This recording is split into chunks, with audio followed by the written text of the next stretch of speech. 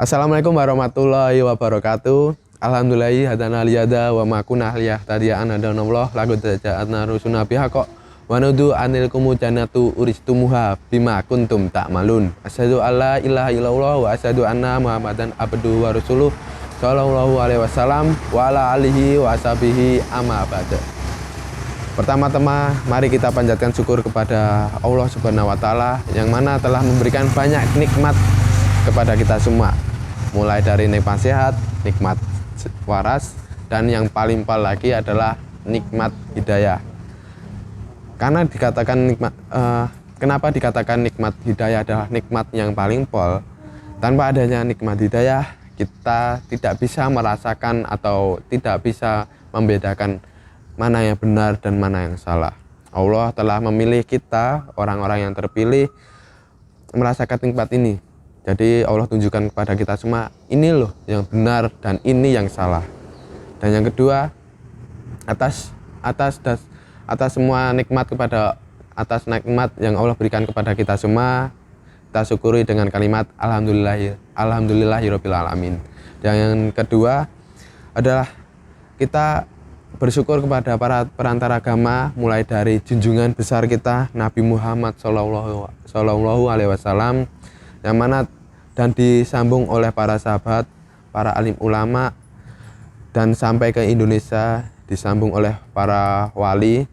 Ada dasar perjuangan para perantara agama, kita wajib juga syukuri, karena tanpa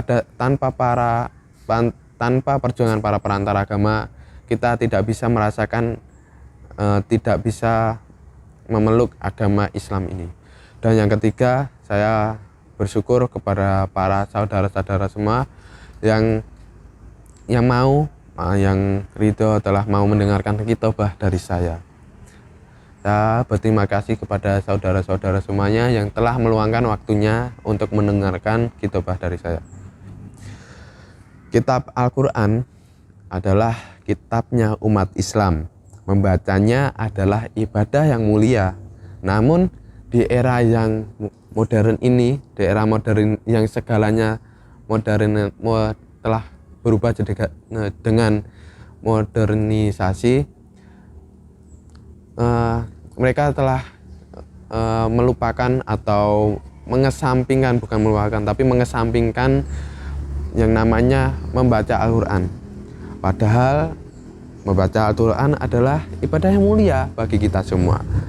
Digambarkan di dalam hadis riwayat Abu Daud bahwa umat Islam yang gemar membaca Al-Quran digambarkan seperti buah yang manis dengan bau yang harum. Tapi umat Islam yang tidak gemar atau tidak hobi membaca Al-Quran digambarkan seperti buah yang manis akan tetapi baunya tidak harum. Dari gambaran tersebut bisa kita ambil kesimpulan, kita belum Islam sepenuhnya apabila kita belum membaca Al-Quran atau belum bisa membaca Al-Quran. Dan maka dari itu, bagi teman-teman yang sudah bisa membaca Al-Quran atau yang belum bisa membaca Al-Quran, ya supaya kita bisa meluangkan waktunya untuk merutinkan membaca Al-Quran. Dan yang belum, ayo kita belajar yang namanya membaca Al-Quran. Tidak ada yang namanya telat atau umur udah tua, itu tidak ada. Jadi yang namanya belajar itu tidak ada yang namanya kata terlambat. Dan perlu tambahan juga, apabila kita di sekitar kita ada orang yang membaca Al-Quran, kita perlu yang namanya menghormati. Jadi kita perlu menghormati orang yang sedang membaca Al-Quran. Kita harus khusyuk. Kita juga harus khusyuk mendengarkan Al-Quran yang dibaca dia. Jadi yang membaca mendapat pahala, lah kita yang mendengarkan juga mendapat pahala. Nah, inilah keutamaan dari Al-Quran, di mana yang membaca mendapatkan pahala, yang mendengarkan juga mendapatkan pahala yang sama rata, sama besarnya. Di sini saya akan membawakan khotibah dengan judul keutamaan membaca Al-Quran dalam hadis Rasulullah. Yang tadi yang saya tambahkan tadi adalah salah satu dari keutamaan membaca Al-Quran. Dan yang ini adalah lanjutannya.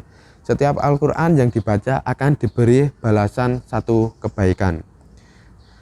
Diriwayatkan an Abdillah bin Mas'ud yaqulu qala Rasulullah sallallahu alaihi wasallam man qara harfan min kitabillah falahu bihi hasanah wal hasanatu bi asril amsalihha la aqulul am harf walakin alifa harfu walamul harfu wa mimun harf. Dari Abdullah ibnu Mas'ud, Rasulullah Shallallahu Alaihi Wasallam bersabda, siapa saja yang membaca satu huruf dari kitabullah atau Al-Quran, maka dia akan mendapatkan satu kebaikan, sedangkan satu kebaikan dilipatkan kepada 10 semisalnya.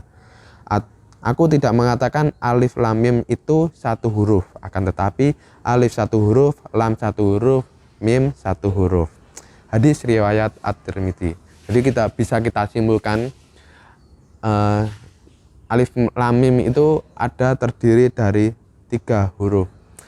Bisa kita bayangkan juga apabila kita membaca satu lembar Al-Quran, nah kita bisa lipatkan berapa huruf yang sudah kita baca. Nah kita bisa bayangkan berapa banyak juga pahala yang sudah kita dapatkan. Masya Allah. Jadi dari pahala yang dihitung dari Al-Quran itu bukan dari per ayatnya, tapi dari huruf-huruf yang kita baca. Lalu keutamaan lainnya adalah dimohonkan ampun oleh 60.000 malaikat. Sebanyak 60.000 malaikat akan berdoa memohonkan ampun bagi hambanya yang menghatamkan Al-Quran. Hal ini tertulis di hadis riwayat Ad-Dailami. Nabi bersabda, ketika seorang hamba menghatamkan Al-Quran, maka di penghujung khatamannya sebanyak 60.000 malaikat memohonkan ampun untuknya. Jadi, bahkan jika seseorang membaca 100 ayat dalam semalam, maka akan dicatat seluruh kebaikannya pada malam itu juga. Surga Firdaus memiliki bidadari yang 12.000 banyaknya. Nah, kita ketika itu surga Firdaus loh. Nah, ketika kita menghatamkan Al-Quran, 60.000 malaikat akan memohonkan ampun dosa-dosa hambanya. Bisa kita bayangkan, semisal kita sering berbuat salah, lalu kita bertaubat dan menghatamkan Al-Quran, bisa kita bayangkan berapa banyak malaikat yang akan memohonkan ampun kepada kita, dan doanya malaikat itu pasti mustajab. Jadi tidak ada salahnya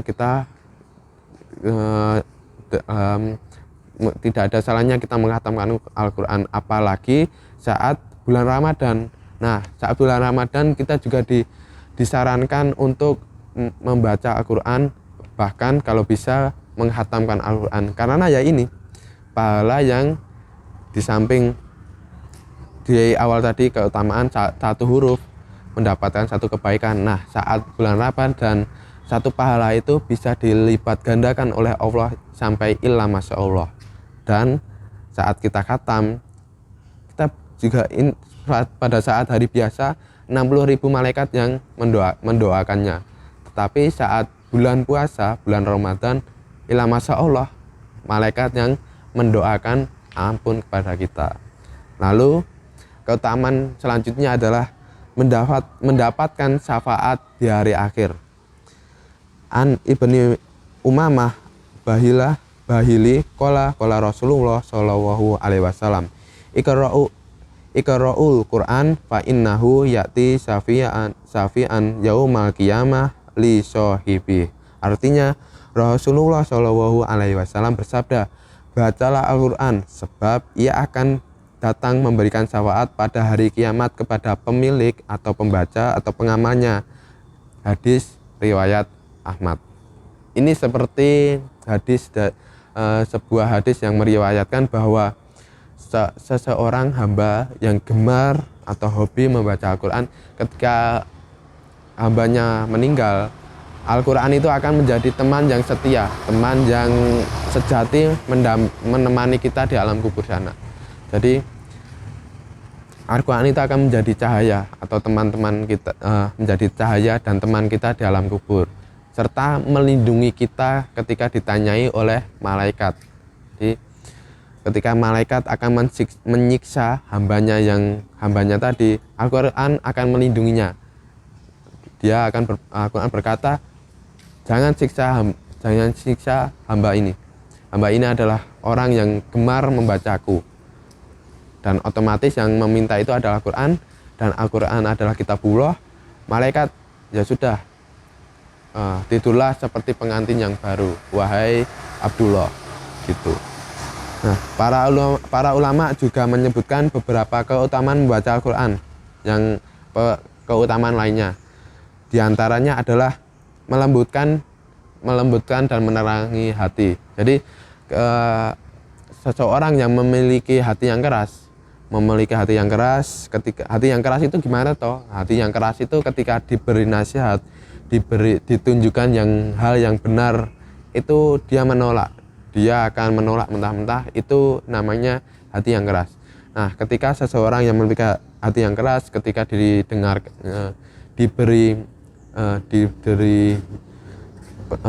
didengarkan bacaan Al-Quran atau dianya membaca Al-Quran, otomatis selama kelamaan hatinya akan lembut dan bisa mulai menerima nasihat-nasihat dari para ulama. Lalu memudahkan urusan dan terkabulnya sejumlah permintaan. Nah, keutamaan ini sudah banyak sekali ceritanya, sudah banyak sekali orang yang menggunakannya, yang mendapatkan keutamaan ini. Misal contohnya adalah seorang calon mahasiswa yang sedang menggapai cita-citanya untuk masuk ke sebuah PTN. Dia menjadi orang yang gemar membaca Al-Quran. Nah, saat pendaftaran, saat pengumuman, namanya dia ada di daftar pengumuman tersebut. Nah, ini adalah contoh dari keutamaan dimudahkannya segala urusan dan terkabulnya sejumlah permintaan. Lalu memfasihkan lisan. Orang yang gemar membaca Al-Quran pasti fasih lisannya. Jadi baik bacaan Al-Qurannya maupun setiap bacaan yang dia baca atau lisannya setiap hari, itu sudah pasti. Jadi ketika orang yang mungkin belajar Al-Quran kan masih tersendat-sendat. Nah, ketika dia mulai rutin membaca Al-Quran, otomatis lisannya akan terasa dan lama-kelamaan akan fasih membaca Al-Quran, begitu. Cukup sekian khotbah dari saya yang berjudul keutamaan Al-Quran dari hadis riwayat Rasulullah. Apabila saya dalam menyampaikan khotbah banyak salahnya, banyak tutur kata yang salah, saya mohon maaf yang sebesar-besarnya. Saya Alif Dafa Marenta, pamit undur diri. Wassalamualaikum warahmatullahi wabarakatuh.